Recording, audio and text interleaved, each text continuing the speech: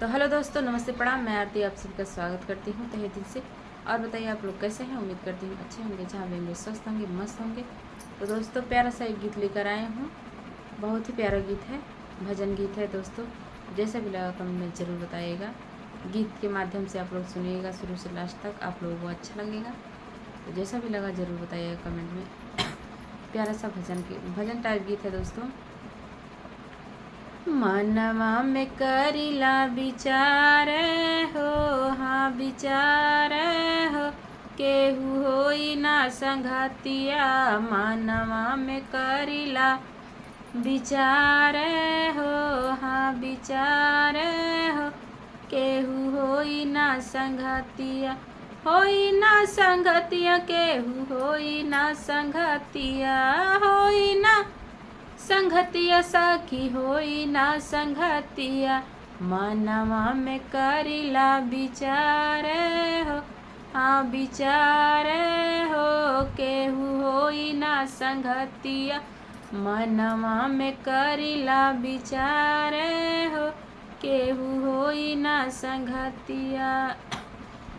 काम नाही आई है केहू सखिया सहेलिया, सखिया सहेलिया है साहेब, सखिया सहेलिया। काम नाही आई है तुहरो सखिया सहेलिया, सखिया सहेलिया साहेब, सखिया सहेलिया।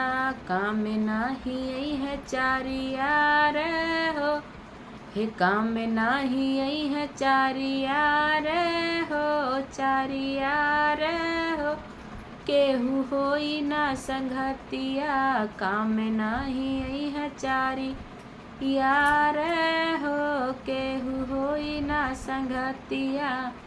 मनवा में करिला विचार हो, हाँ विचार हो, केहू होई ना संगतिया। मनवा में करिला विचार हो, केहू होई ना संगतिया।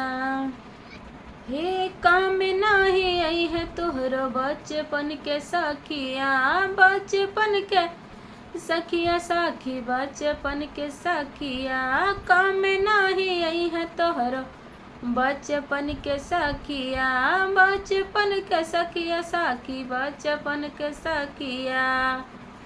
हो जाए के अकेले उस पार हो, उस पार हो, केहू होई ना संगतिया। जाए के अकेले उस पार हो, केहू होई ना संगतिया। मनवा में करिला विचार हो, हाँ विचार हो, केहू होई ना संगतिया। मनवा में करिला विचार, केहू होई ना संगतिया। हे सखी के सहेली सब यही छूटी जाई है, यही छूटी जाई है, सखी यही छूटी जाई है। संगवा में तू हरे ना, यहाँ से कुछ जाई है, यहाँ से कुछ जाई है साहेब, यहाँ से कुछ जाई है। संगवा में रही है यमराज हो, संगवा में रही है यमराज हो, केहू होई ना संगतिया। मनवा में करिला विचार हो, हाँ विचार हो, केहू होई ना संगतिया। मनवा में